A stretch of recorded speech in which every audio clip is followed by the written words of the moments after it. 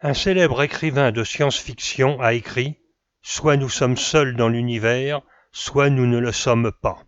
Les deux hypothèses sont tout aussi effrayantes. » Il oublia d'ajouter « Plus effrayant serait de savoir que sur Terre, nous cohabitons avec des espèces d'origine extraterrestre qui nous parasitent depuis le début. » Attention, nous allons survoler de très fortes turbulences.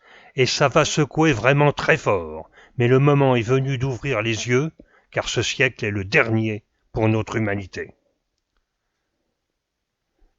Depuis le début, les créatures humaines pleurnichent sur leur sort en priant un Dieu imaginaire qu'ils n'ont jamais vu et qu'ils implorent de les délivrer de leurs pitoyables conditions.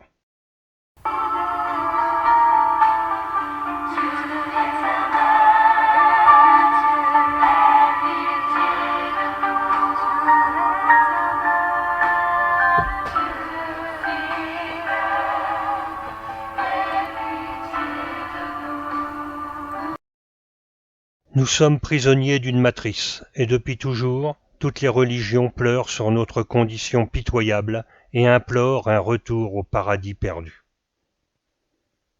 Mais qui a créé cette matrice ? Réponse : ceux qui ont créé l'homme par manipulation génétique. La Bible en parle, c'est en fait un livre d'histoire qui raconte l'arrivée sur notre planète d'une race extraterrestre, les véritables créateurs de l'espèce humaine.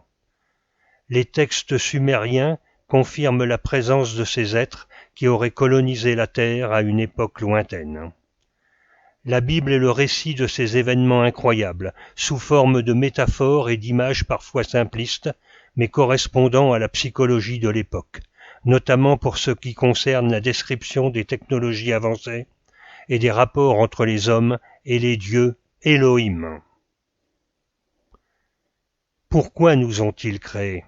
Réponse : pour se nourrir de nos pensées, positives et négatives. Nous sommes les jouets d'entités de mondes parallèles qui se nourrissent de nos énergies psychiques générées par nos satanées mentales. Cette intelligence non humaine met en scène, depuis des temps immémoriaux, des scénarios adaptés à nos systèmes de croyances et nous influence par des messages et des discours destinés à nous tromper. Leur maître mot est « mensonge ». Des entités qui se partagent notre univers psychique. Certaines se nourrissent d'énergies positives, alors que d'autres ont une prédilection pour le mal et les énergies négatives.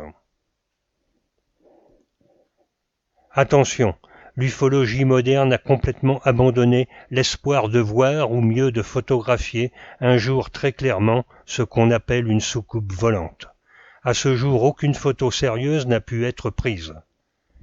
Et pour cause, si des engins spatiaux pilotés par des extraterrestres existaient, cela signifierait que ces voyageurs viendraient de galaxies lointaines, éloignées de plusieurs milliards d'années-lumière, ce qui, astronomiquement parlant, est impensable, et encore moins réalisable dans notre espace-temps. L'ufologie tôle et boulon intergalactique est à oublier. Non, on parle maintenant de sphères lumineuses, souvent dédoublées, triplées, quadruplées, ou plus, qui tourbillonnent dans notre atmosphère, exécutant des balais incompréhensibles pour nous terriens, puis disparaissent aussi subitement qu'elles sont apparues. Du coup, il nous faut bien admettre que des choses extraterrestres vivent parmi nous, plus exactement dans des univers parallèles aux nôtres, et nous apparaissent épisodiquement. Les hommes en noir. Jacques Bergier, co-auteur du célèbre livre « Le matin des magiciens » avec Louis Pauwels, les remarquait au fond de la salle durant ses conférences pour la revue Planète. Il n'a jamais pu leur parler. Ils disparaissaient dès qu'ils s'en approchaient. Nos progrès technologiques susceptibles de détruire la Terre semblent les intéresser particulièrement. À l'époque où le plateau d'Albion était un site de lancement de missiles de la force de dissuasion nucléaire française, de nombreuses visites énigmatiques eurent lieu la nuit autour des silos de lancement. Des militaires de garde, à l'époque, témoignèrent anonymement des formes qu'ils purent apercevoir au loin au-dessus des ogives, et surtout de l'effroi des chiens qu'ils avaient lancés à l'attaque. Tous ces chiens ont dû être euthanasiés. Plus proche de nous, quid des mystérieux drones survolant nos centrales nucléaires? Aucun de ces ovnis n'a pu être intercepté. Les écologistes ont formellement démenti toute utilisation de drones pour surveiller les centrales incriminées. Quant à l'armée, elle mérite bien son surnom de Grande Muette, alors qu'elle sait pas mal de choses. Quid aussi des nombreuses mutilations d'animaux inexpliquées partout dans le monde depuis des décennies. Les animaux, chevaux, bétail, chiens, les sentent arriver avec effroi.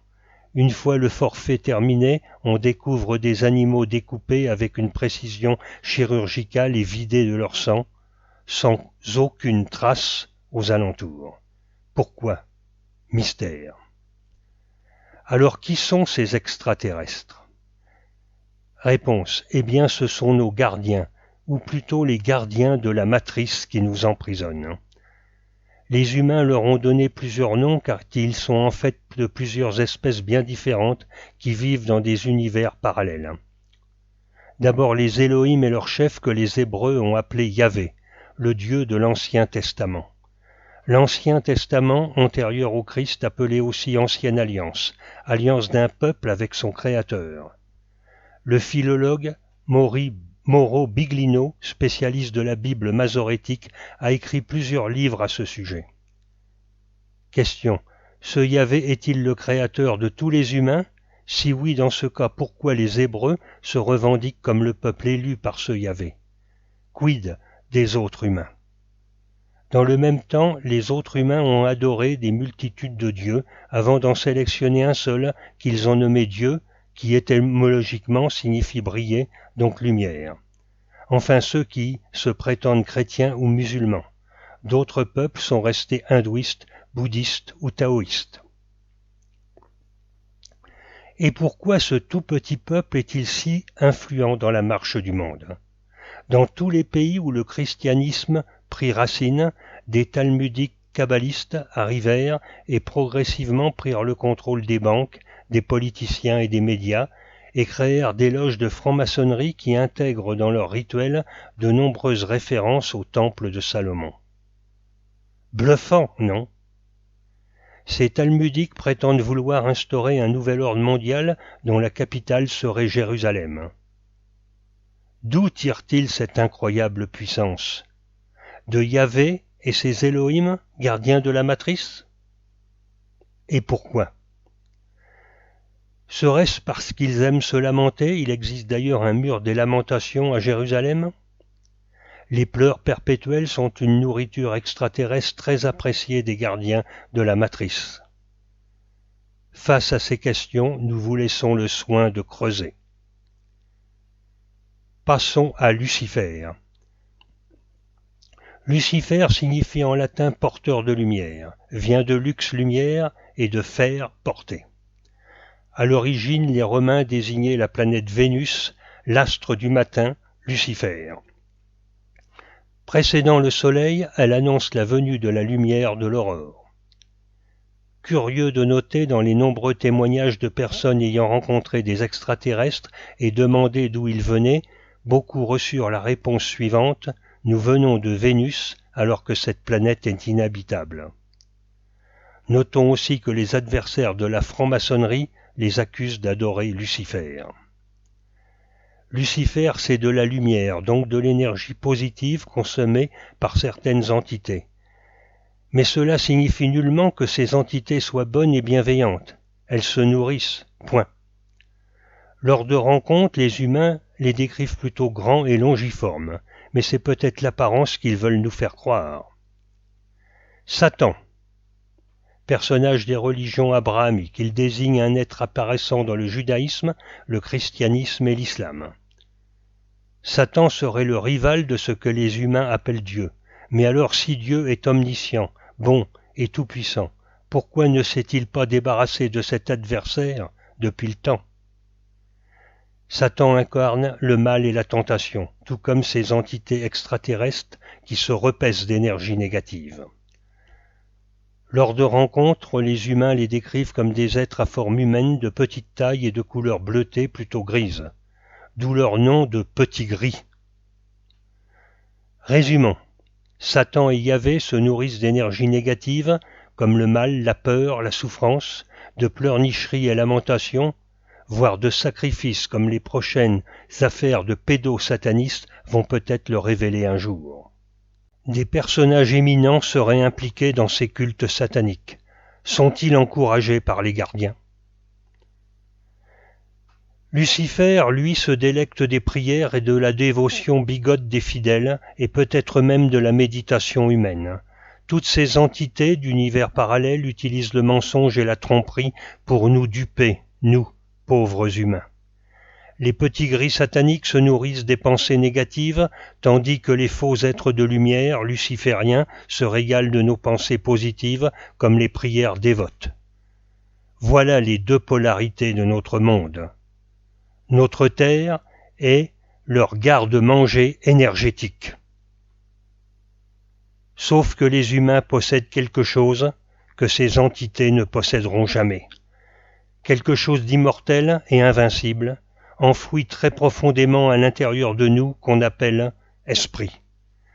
L'esprit, c'est la grande source d'amour, le véritable nom de Dieu qui baigne tout l'univers. Même les animaux en possèdent une infime parcelle à l'intérieur d'eux. C'est pourquoi on peut voir, en de rares occasions, des scènes très inhabituelles, comme par exemple celle d'un fauve s'épanchant sur une gazelle blessée. Les entités qui pompent notre énergie n'ont pas cette grâce, et même si elles possèdent des pouvoirs supérieurs aux nôtres, comme la dématérialisation ou la télépathie, elles sont limitées en intelligence. Elles n'ont aucune empathie et sont mortelles. Voilà le grand secret de cette fausse création. Alors comment vous libérer des attaques dévastatrices de ces parasites extraterrestres ? Eh bien, exorcisez-les. Sachez que tous ces esprits, entités, archontes, bref, tous ces parasites étrangers sont méchants, mais peu courageux s'ils se trouvent confrontés à une personne déterminée qui en appelle à la source divine qui réside en elle. Utilisez la puissance du verbe et prononcez une formule de ce genre avec détermination. Moi, prénom, nom, parcelle de lumière, je déclare ma volonté de retourner à la lumière d'amour divin. Esprit, entité, archonte, parasite de l'astral. Dégagez, laissez-moi passer, c'est un ordre. Qu'il en soit ainsi.